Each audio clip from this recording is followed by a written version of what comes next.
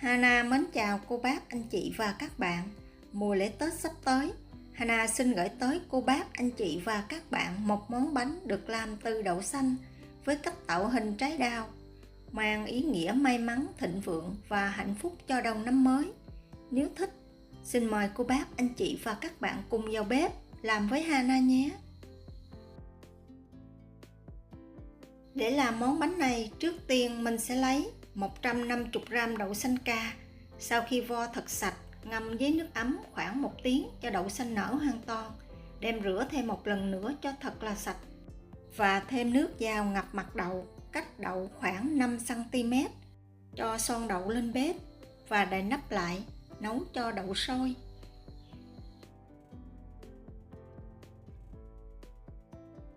Cô bác, anh chị và các bạn nhớ canh lửa, kẻo bị trào ra bếp. Sau khi đậu sôi, mình sẽ tắt bếp, cắt bỏ hết phần bọt và phần nước. Sau đó mình rửa sơ lại cho đậu thật là sạch. Mình làm như vậy thì phần bánh sẽ ngon và thời gian giữ bánh được lâu hơn.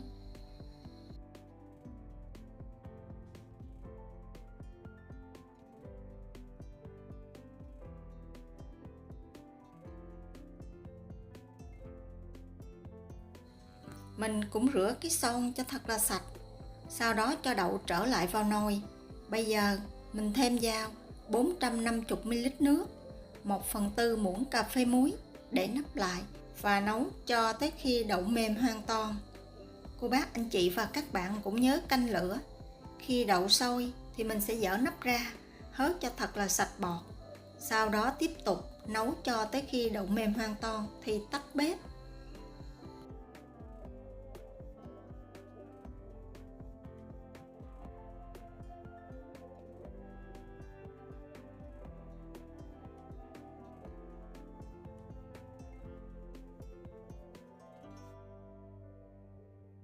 Và để khoảng 15 phút cho đậu nguội bớt. Sau 15 phút, cho đậu vào cối xay sinh tố, thêm vào 60g đường cát, 100g nước cốt dừa. Mình sẽ xay đậu nhuyễn và lượt qua rây cho đậu được mịn hơn.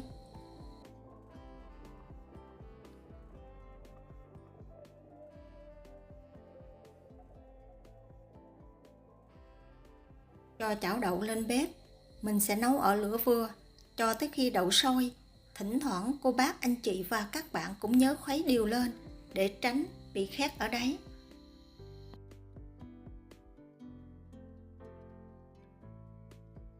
Để đậu xanh được kết dính và bóng đẹp hơn, Hana sử dụng hỗn hợp gồm có 12g dầu ăn, 9g bột tàn mì hoặc là tinh bột bắp.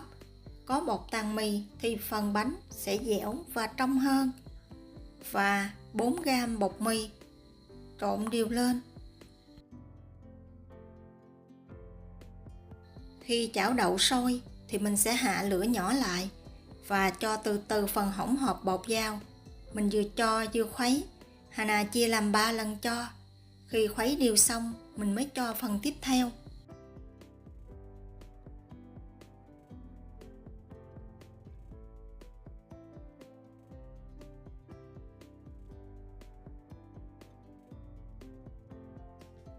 Phần đậu xanh này mình sẽ khuấy cho tới khi hỗn hợp sệt lại nhưng vẫn còn dính chảo và dính phới dẹp.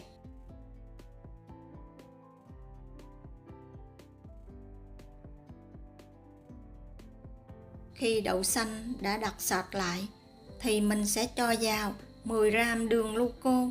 Nếu cô bác, anh chị và các bạn không có giống như của Hana, mình sử dụng 10g mạch nha. Mạch nha giúp cho đậu xanh được dẻo mềm, mình tạo hình sẽ không bị nứt và để lâu phần đậu xanh không khô, ăn ngon hơn. Tiếp tục khuấy ở lửa vừa và nhỏ cho tới khi hỗn hợp đặc lại, không còn dính chảo, không dính phới dẹp nữa là được. Bây giờ mình sẽ tắt bếp và cho đậu ra ngoài dĩa để khoảng 10 phút cho đậu nguội bớt.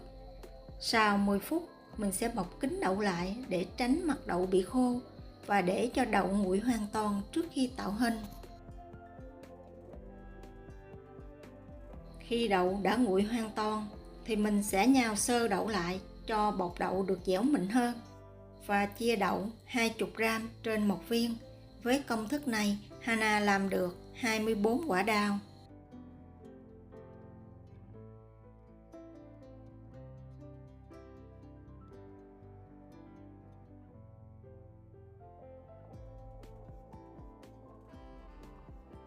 Sau khi chia đậu xong, nhồi sơ viên đậu một lần nữa và vo tròn. Nhân đậu xanh làm theo cách này, ăn rất là ngon và phần nhân mịn mướt, không bị nứt mặt. Để tạo hình thì Hana sử dụng một cái muỗng có vòng tròn. Nếu cô bác, anh chị và các bạn không có, mình có thể lấy cái muỗng cà phê bình thường cũng được. Cách tạo hình thì cô bác, anh chị và các bạn xem Hana làm sẽ dễ dàng hơn.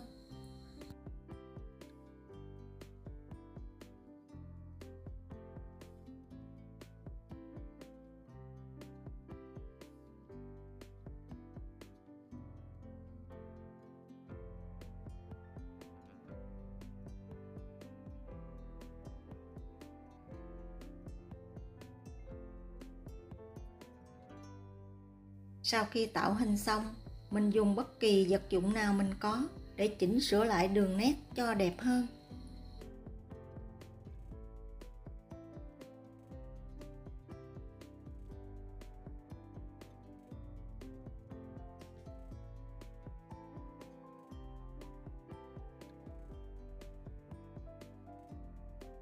Đậu bây giờ vẫn còn mềm, vì vậy sau khi tạo hình xong, mình sẽ cho vào hộp đậy kín lại và để trong tủ lạnh khoảng 1 tiếng cho đậu sét lại. Hana có chia sẻ món chè trôi nước cũng tạo hình trái đào.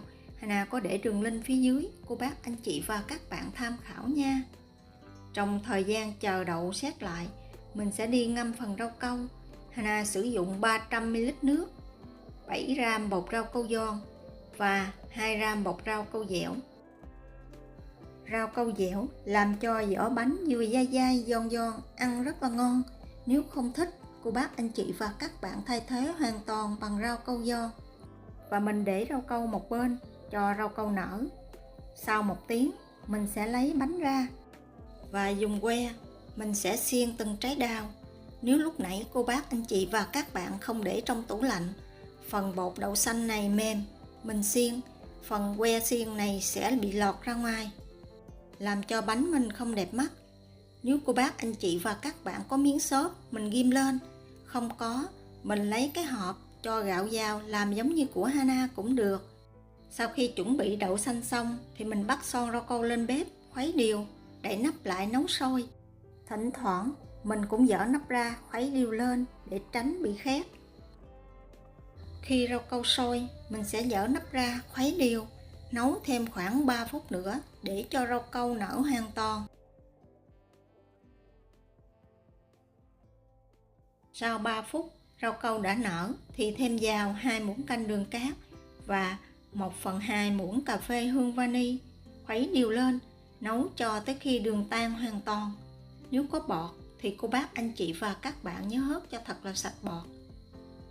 Khi nấu rau câu xong, mình sẽ hạ lửa nhỏ nhất, khuấy đều và nhúng từng trái đào đậu xanh vào. Khi nhúng xong rau câu, lập tức mình dỡ thẳng trái đào lên và vừa dỡ vừa xoay. Đừng để cho rau câu dính bên hông, nhìn không được đẹp mắt. Và để khoảng 15 phút cho phần rau câu bên ngoài được cứng lại. Phần rau câu còn lại đặt trong chảo nước, sau đó mình nấu ở lửa nhỏ nhất để giữ ấm. Và mình đi chuẩn bị pha màu. Màu xanh Hana sử dụng màu xanh bơ và mình pha 5 muỗng canh nước, 1 giọt màu xanh. Màu đỏ mình làm 2 loại, một loại cũng 5 muỗng canh nước và 1 giọt màu đỏ. Màu đỏ đậm thì Hana dùng 1,5 muỗng canh nước và 1 giọt màu đỏ. Nếu cô bác, anh chị và các bạn sử dụng màu nước, mình nhớ điều chỉnh lại nha. Và chuẩn bị sẵn một miếng khăn giấy để một chút mình thấm phần màu thừa. Mình sẽ nhúng lần lượt. Phần màu xanh thì mình sẽ nhúng hết quả đào. Cô bác, anh chị và các bạn đừng dở lên, màu chảy xuống không đẹp. Mình sẽ trút ngược quả đào xuống và dùng khăn giấy thấm phần màu thừa. Phần màu đỏ lợt mình chỉ nhúng 2/3 quả đào. Và màu đỏ đậm thì mình nhúng 1/3 quả đào. Mình nhúng rau câu trước, sau đó mình nhúng màu, thì phần phẩm màu rất là ít. Với cách làm này, vừa nhanh vừa gọn, và phần màu lon ra đều và đẹp hơn là mình dùng cọ tô từng cái. Mỗi lần nhúng màu, mình chỉ cần nhúng xuống, xoay nhẹ khoảng 5 giây là lấy lên. Tiếp tục làm như vậy, cho tới hết các quả đào.